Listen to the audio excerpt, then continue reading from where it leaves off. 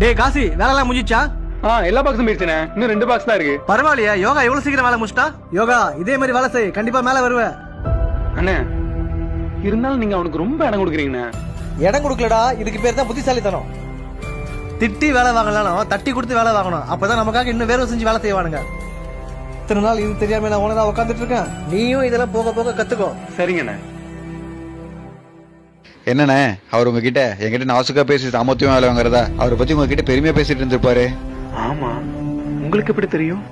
நான் படிக்கல தானே, ஆனா யார் எப்படி பேசுவாங்கன்னு எனக்கு நல்லாவே தெரியும். அவரை பொறுத்த வரைக்கும் அவர் அப்படி பேசுறதுனால தான் நான் ஒழுங்கா வேலை செய்யறேன்னு அவர் நினைச்சுக்கிட்டு இருக்காரு. ஆனா என்னை பொறுத்த வரைக்கும் நான் என் வேலையை கரெக்டா செய்யறேன், அவ்வளவுதான்.